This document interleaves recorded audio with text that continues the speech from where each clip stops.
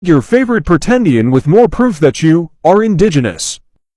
Some sources that say that the American Indian was and is what is known today as a black person, a Negro, or an African American. Those people are the original American Indians. The first one is An Inquiry into the Distinctive Characteristics of the Aboriginal Race of America by Samuel G. Morton, the author of Crania Americana and Crania Aegyptica from 1844. Here at the book, it's at collections.nlm.nih.gov. That's where you can find the book and read it. Over here it says, I have taken a rapid glance at what I conceive to be peculiar traits of the Aboriginal race of America, as embraced in 5 principal considerations: their organic, moral, and intellectual characters, their mode of internment, and their maritime enterprise. And from these, I have ventured to draw a few definite conclusions. He says, it is chiefly my intention to produce a few of the more strikingly characteristic traits of these people to sustain the position that all the American nations, excepting the Eskimo, are of one race, and that this race is peculiar and distinct from all others. Down here, he goes to say that as far as physical characteristics, they're shared throughout all the Indians throughout the Western Hemisphere, whether they're in an exaggerated degree or not. They are shared throughout all the Indians, excepting the Eskimo on the north. Right here it says.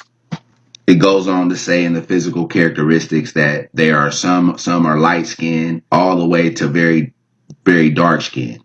He said some are very big, and then whole tribes can be tall, big, tall people, and some tribes can be a bunch of short people. He said, but those are all merely exceptions to a general rule and do not alter the peculiar physiognomy of the Indian, which is as undeviatingly characteristic as that of the Negro. So in this book right here from 1844, this scientist is saying that the American Indian is undeviatingly characteristic to the Negro. So he looked just like the Negro. Who's the Negro? The African. He further goes on to say down here, I have had opportunity to compare nearly 400 crania derived from tribes inhabiting almost every region of both Americas, and have been astonished to find how the preceding characters in greater or less degree pervade them all. Source number 2 can be found right here at library.si.edu. Smithsonian Libraries. It's a book called America by John Ogilvy, written in 1671. The full title, or most of the title, is America, being the latest and most accurate description of the New World, containing the original of the inhabitants. And in this book, there's this image. And all these people right here with these feathers and things are American Indians. So this right here is source number 2. Now, if we were to get a bunch of Africans and dress them up exactly like this and put them in this arrangement, we wouldn't be able to tell the difference between those Africans and these Indians right here. So from the previous source, Samuel G. Morton said that the American Indian is undeviatingly characteristic as that of the Negro. This is the proof right here from 1671. 2 things I like to refer to when looking in these books is the fact that they said if you want to keep something from a so-called black, you put it in a book. And then also after so-called Civil War, they had the black codes and the Jim Crow laws that basically kept a lot of so-called blacks from reading.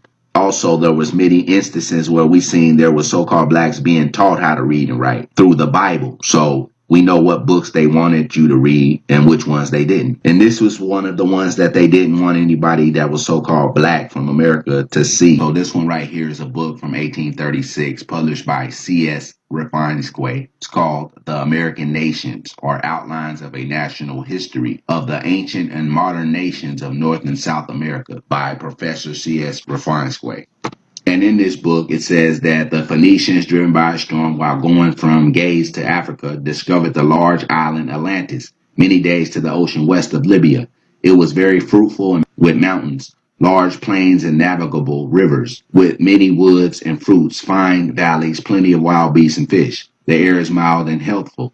It is a residence fit for gods. The inhabitants are a strong and healthful people. They have many towns with stately buildings, houses of pleasures, gardens, orchards. Okay, down here it says the translators of Diodorus have blundered so far as to deem this island Madeira or the Canaries, which are small islands without streams and the first without inhabitants. It can only apply to Haiti or even the continent of South America. A black people came to Haiti from the south or southeast who had darts of Yanni metal and were called the Black Guyanese. Now, Guyanese is a metal. This tradition preserved by Herrera, Garcia, and Charlevoix indicates a colony of Negroes of men painting black from South America. They might be the black Negroes from Quereque mentioned by Dangalaria or some other American Negro nation, of which there are many. See my account of ancient black nations of America. So this man had an account of ancient black nations of America. That's the source right there. Tag your